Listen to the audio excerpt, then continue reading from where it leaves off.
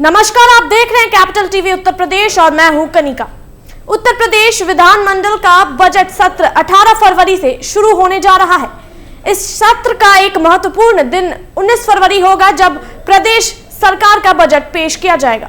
इस बार का बजट 8 लाख करोड़ रुपए के आसपास हो सकता है और इसके साथ ही कई ऐसे महत्वपूर्ण मुद्दे सामने आ सकते हैं जिन पर सत्ता पक्ष और विपक्ष दोनों के बीच गर्मा गर्म बहस हो सकती है। इस बजट सत्र में सरकार अपनी योजना और उपलब्धियों का हवाला देते हुए विपक्ष को जवाब देने की कोशिश करेगी, जबकि विपक्ष महाकुंभ हाथ से किसानों की समस्या, महिलाओं के अधिकार और प्रदेश में कानून व्यवस्था की स्थिति पर सवाल उठाएगा। आइए जानते हैं इस सत्र में किन किन मुद्दों पर जोर शोर से चर्चा हो सकती है और कैसे यह बजट उत्तर प्रदेश के लोगों के लिए अहम साबित हो सकता है। बजट का आकार 8 लाख रुपए की अनुमान। उत्तर प्रदेश सरकार इस साल 8 लाख करोड़ रुपए के बजट का प्रस्ताव करने जा रही है, जो कि राज्य के लिए ऐतिहासिक होगा। यह बजट राज्य के विकास के लिए कई अहम योजनाओं के लिए फंडिंग का आधार बनेगा। खासकर शिक्षा, स्वास्थ्य, सड़क, बिजली और कृषि जैसे क्षेत्रों में विकास को गति देने के लिए इस बजट में कई प्रावधान किए जा सकते हैं। सरकार के लिए यह एक मौका होगा अपनी सरकार की उपलब्धियों को जनता के सामने रखना। वही विपक्ष इसका विरोध करते हुए सरकार के खिलाफ सवाल उठाने की तैयारी में है। विपक्ष के प्रमुख मुद्दे। महाकुंभ हादसा। विधानमंडल में विपक्ष सबसे पहले महाकुंभ हादसे का मुद्दा उठा सकता है। यह हादसा प्रदेश में पिछले कुछ समय से सुर्खियों में रहा है। महाकुंभ के आयोजन के दौरान हुई लापरवाहियों के कारण कई लोगों की जान चली गई थी। विपक्ष का कहना है कि प्रदेश सरकार ने इस हादसे को लेकर जरूरी कदम नहीं उठाए और दोषियों के खिलाफ कार्रवाई नहीं की, इसलिए विपक्ष इस मुद्दे पर सरकार को घेरने की पूरी कोशिश करेगा। इस हादसे के कारण हुए जान माल के नुकसान और प्रशासन की लापरवाही के मुद्दे पर सत्ता पक्ष को घेरने के लिए विपक्ष नए तथ्य और रिपोर्ट्स प्रस्तुत कर सकता है। इसके अलावा विपक्ष का यह आरोप भी हो सकता है कि सरकार ने इस गंभीर मुद्दे को हल्के में लिया और इसे अधिक महत्व नहीं दिया। किसानों की समस्या। उत्तर प्रदेश के किसानों की हालत भी पिछले कुछ सालों में ज्यादा खराब हुई है। किसानों के लिए उचित मूल्य, कृषि कर्ज माफी, सिंचाई के लिए पानी की समस्या और बिजली की अनियमित सप्लाई जैसे मुद्दे विपक्ष के एजेंडे में शामिल हो सकते हैं। विपक्ष सरकार पर आरोप लगाएगा कि उसने किसानों के हितों को नजरअंदाज किया है और उनके लिए कोई ठोस उपाय नहीं किए हैं। किसान आंदोलन के दौरान भी इन मुद्दों को प्रमुखता से उठाया गया था और अब विधानसभा सत्र में भी यह मुद्दा गरमाने की संभावना है। विपक्ष का कहना हो सकता है कि राज्य में किसानों की आत्महत्या की घटनाएं बढ़ी है और इससे राज्य सरकार की नीतियों की असफलता झलकती है। इसके अलावा विपक्ष यह भी कह सकता है कि राज्य में कृषि उत्पादों की खरीद प्रणाली में भ्रष्टाचार बढ़ा है, जिससे किसानों को उनके उत्पादों का उचित मूल्य नहीं मिल पा रहा है। महिलाओं की अधिकार और सुरक्षा। महिलाओं की सुरक्षा और उनके अधिकारों को लेकर विपक्ष सरकार से कई सवाल कर सकता है। यूपी में महिलाओं के खिलाफ अपराध, खासकर बलात्कार, छेड़खानी और घरेलू हिंसा के मामलों में वृद्धि हुई है। विपक्ष की ओर से यह आरोप लगाया जा सकता है कि प्रदेश सरकार महिलाओं की सुरक्षा को लेकर पर्याप्त कदम नहीं उठा रही है। इस मुद्दे को लेकर विपक्ष सरकार के खिलाफ धरना, प्रदर्शन और अन्य कदम उठा सकता है। यूपी में महिलाओं के खिलाफ अपराधों की बढ़ती संख्या को लेकर विपक्ष यह सवाल उठा सकता है कि सरकार केवल आंकड़ों को दिखाने तक सीमित है और सख्त कार्रवाई नहीं कर रही है। इसके अलावा विपक्ष यह भी कह सकता है कि महिलाएं अभी भी पुलिस और प्रशासन से न्याय की उम्मीद नहीं कर सकती है।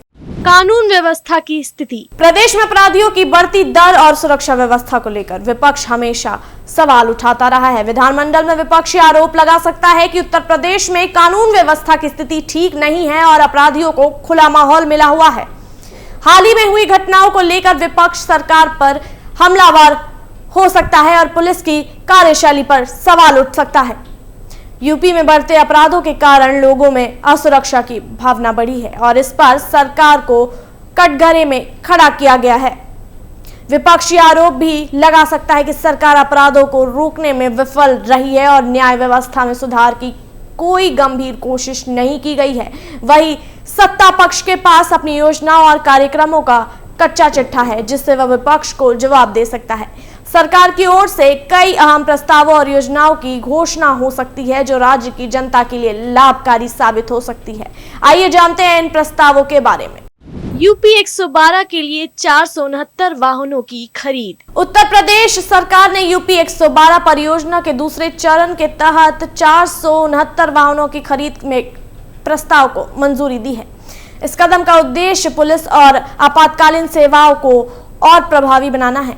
इन वाहनों में 189 दोपहिया और 280 चार पहिया एसयूवी वाहन शामिल होंगे, जिनमें इनोवा और स्कॉर्पियो जैसी गाड़ियों का प्रावधान किया गया है।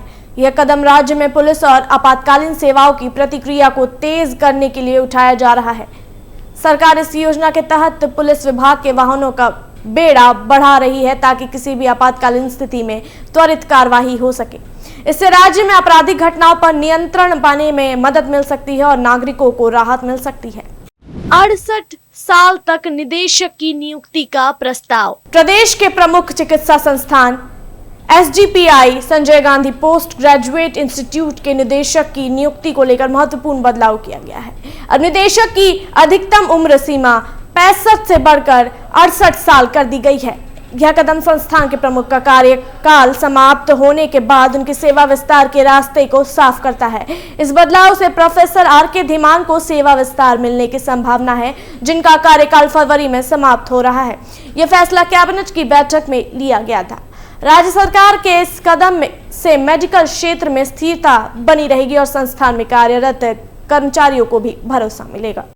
कृषि और ग्रामीण विकास के लिए योजनाएं। सरकार के द्वारा कृषि क्षेत्र में और ग्रामीण विकास के लिए कई योजनाओं का ऐलान किया जा सकता है।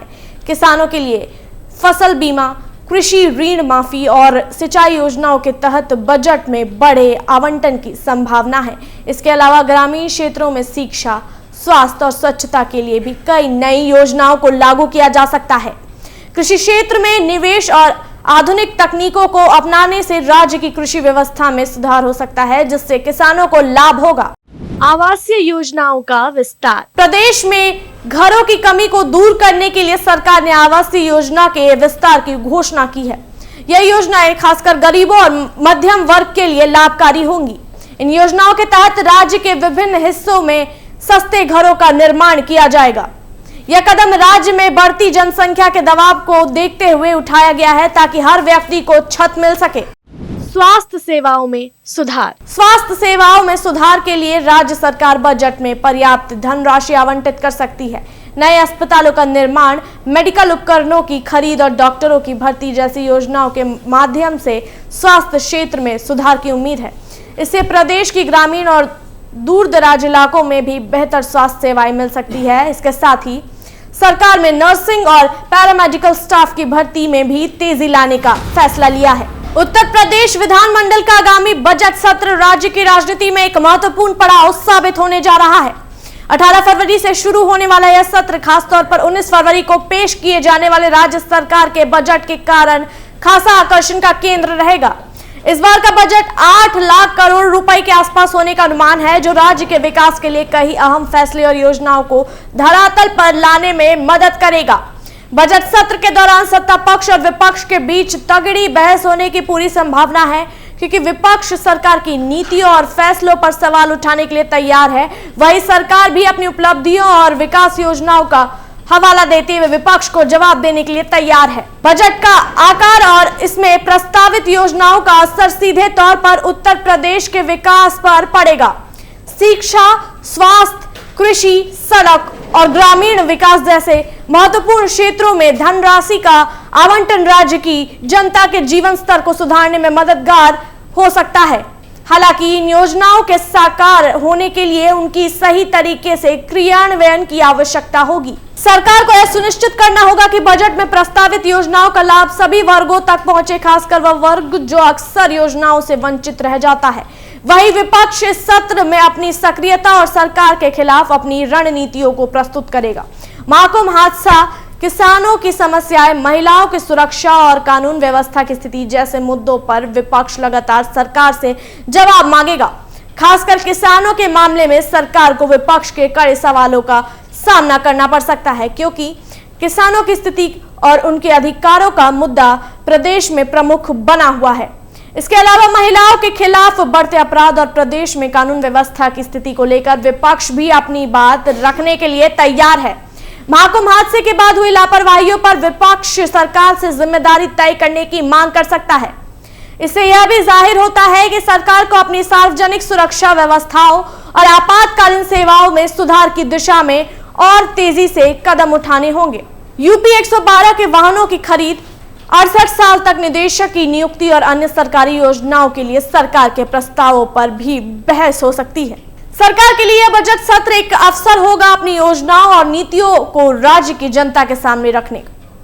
वहीं विपक्ष अपनी आलोचनाओं के माध्यम से सरकार के खिलाफ आवाज उठाने का मौका नहीं छोड़ने वाला है। यह बजट सत्र केवल आर्थिक और वित्तीय फैसलों का ही नहीं बल्कि प्रदेश के राजनीतिक परिदृश्य का भी निर्धारण करेगा। राज्य के विकास की दिशा, सामाजिक सुरक्षा और समावेशी विकास की योजनाएं इस बजट में जुड़ी रहेंगी। यह सत्र न केवल उत्तर प्रदेश की राजनीति बल्कि आम जनता की जिंदगी पर भी असर डालने वाला साबित होगा। समय आ गया है कि राज्य सरकार इस बजट के माध्यम से उन चुनौतियों का समाधान निकाले जिनसे प्रदेश की जनता जूझ रही है और विपक्ष भी अपनी जिम्मेदारी निभाते हुए सरकार के फैसलों पर निगरानी रखे। इस तरह यह सत्र एक मोड़ साबित हो सकता है जहां सरकार और विपक्ष दोनों के कार्यों का मूल्यांकन किया जाएगा और उत्तर प्रदेश के विकास की नींव रखी जाएगी। ऐसी अन्य जानकारियों के लिए देखते रहिए कैपिटल टीवी उत्तर प्रदेश। अगर जानकारी पसंद आई हो तो वीडियो को लाइक और सब्सक्राइब करना ना भूलें।